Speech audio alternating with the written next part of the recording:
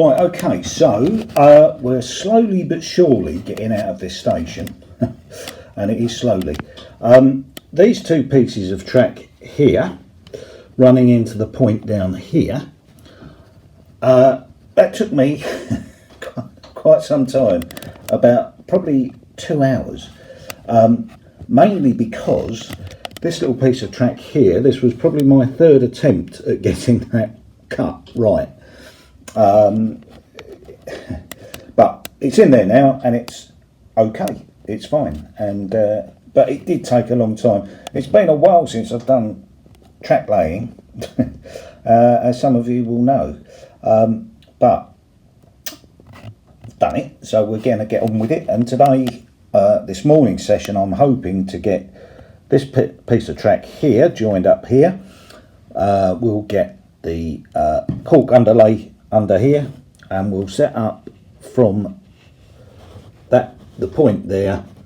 There'll be a piece of straight track going in there to set that point up, so I know how long that piece of track is here.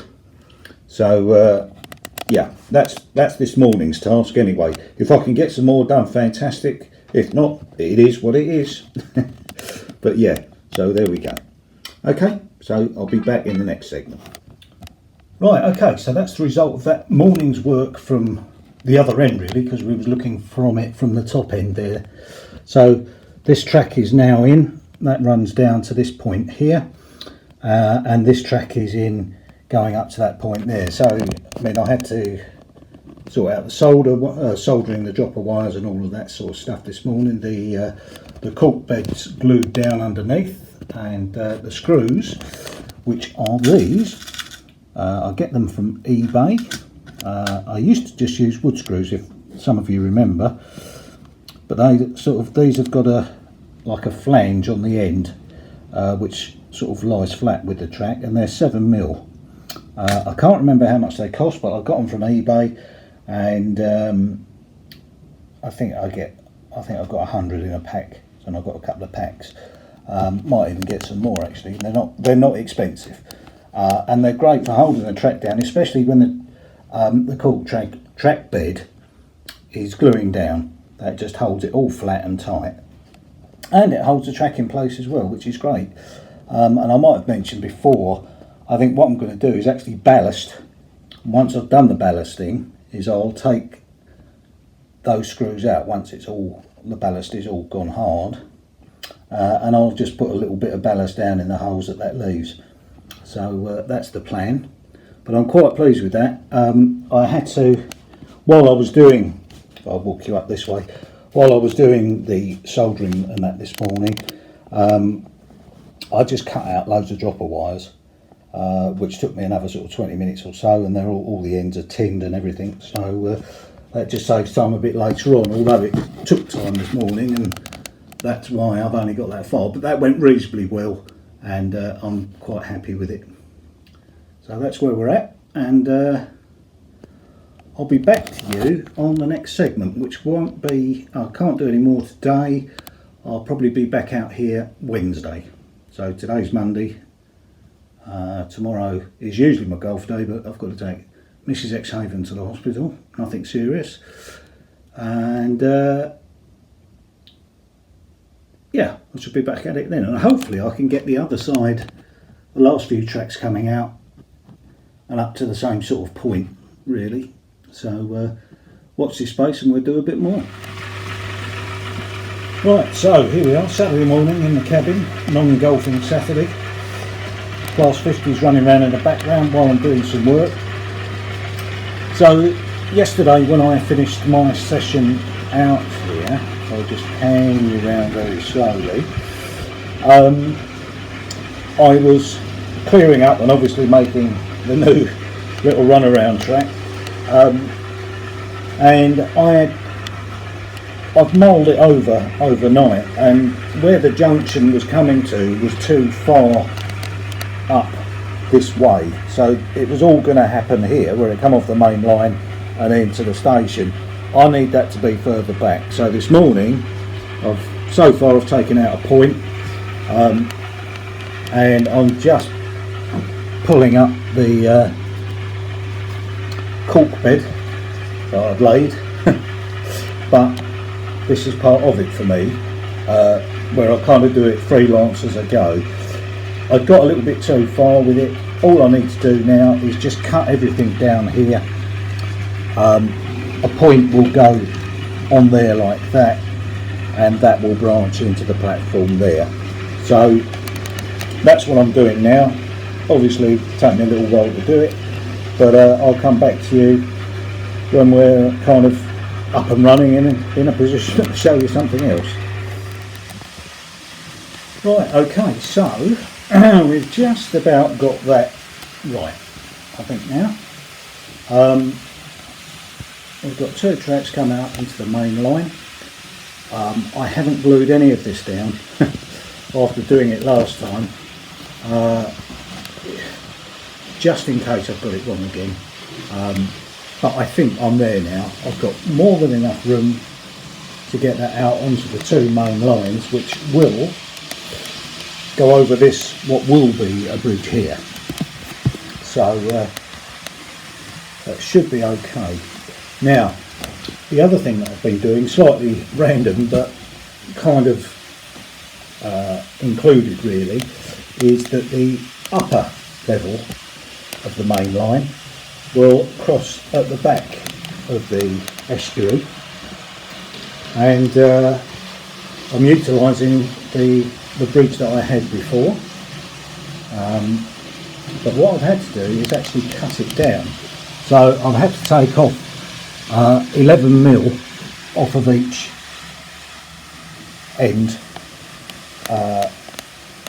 and actually that was reasonably simple. Actually, I made a little template which I could then mark out the 11mm, and then I actually cut it with a pair of scissors and it cut really well. So it's all nice and level, and what that is now, that is 4.5 centimetres above this board. So there will be sort of a kind of raised level that will go right through Exehaven town, which will be here where this mess is, and right round the back, and then it will slowly but surely come down, and behind where Budley Regis will be, it will come right down to the flat and join back up here. So hence why those sort of 4 tracks are going off in the distance, but the 2 rear tracks will obviously come off of that bridge there, and these 2 will come off of here, and they will sort of cross over around the back of Budley Regis. I don't know quite how I'm going to work that yet, whether we're going to see that or not. That might be sort of hidden, but you know, time will tell. So I think I've done enough for today now. I've kind of had enough. Got another loco running, got the warship going round, Magpie. She's running really lovely. I've got a kiss of death now. She's been running for about an hour continuously. I've had the 5MT going prior to that, and she ran for well over an hour with a little break for lunch. And it's nice to run a few of these locos that I haven't run for a while really. There she goes. Great full view of that. So what I'll do is I'll leave that one for there, and I'll come back to you in a couple of days time when I've perhaps got some of the main line down, so that I can work out how it will join up in terms of the junction.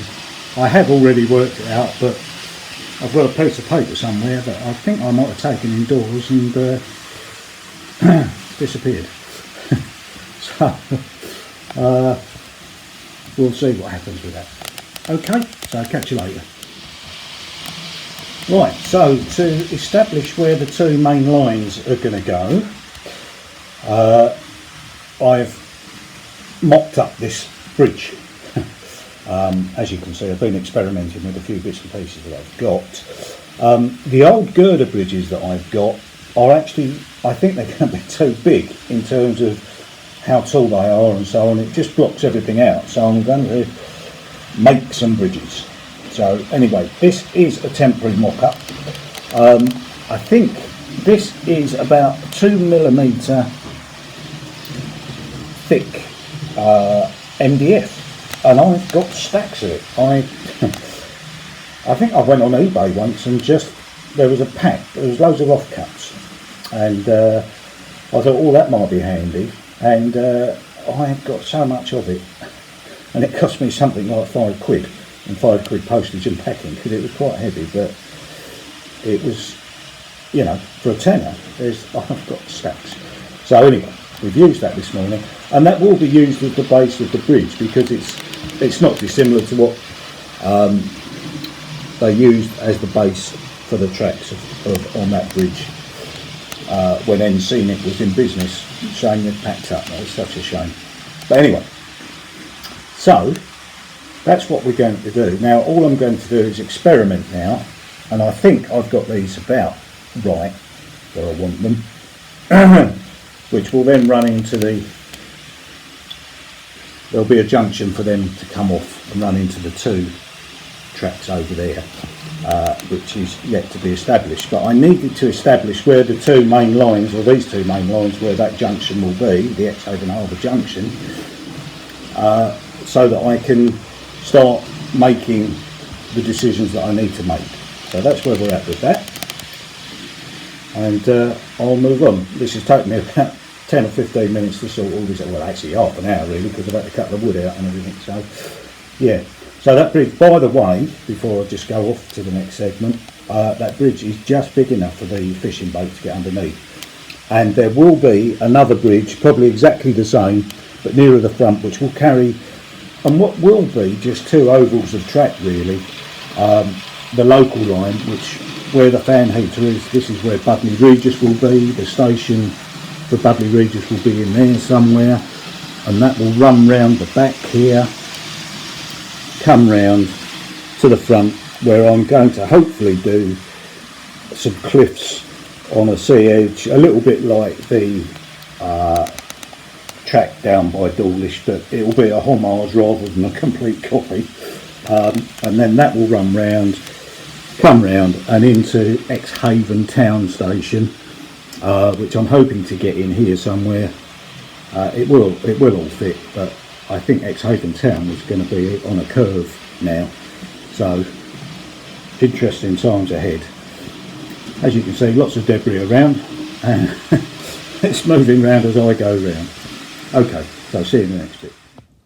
Right, okay, so I'm now trying to concentrate on track laying, and that hasn't got very far at the moment, but it will do. And I am kind of up to date, if you like, with the back scenes. Before I move on, I need to lay some track and just figure out some more things. But in the meantime, I am going to build this kit. It's the Carpathia. I believe it helped in assisting in the rescue of some of the passengers from the Titanic. And I've got this from JSC Models in Poland. It's another thing, if I hadn't taken up model railways, I would have certainly built boats. But, you know, having a harbour, I can combine the two. Although the Carpathia was probably a little old for the period that Exehaven's set in, I just wanted to build it really. I had it specially scaled to 1:250 because that's the nearest they would go to N gauge or N scale. They're thinking about going to N scale, but I haven't seen anything happen with that yet. But these are lovely kits, and it's something to do in the evening as well. That's what it should look like at the end. Whether I can get it to look as good as that, I don't know. But I have made the very first initial starts on it. I've got some laser cut parts for the hull, and I shall be getting on with that now. If you're interested in seeing how it gets on, I'll probably periodically, if nobody says yes, I'd really like to see how it's going, but periodically I'll just update you and you know where I'm at with it. So yeah, the Carpathia. Right, so the Carpathia is taking shape now. It's taken a lot of cutting, and you've got to be pretty precise to cut out these parts, especially the sides that you can see here. Following the instructions, we've got part of the decking on now, and obviously at this end as well.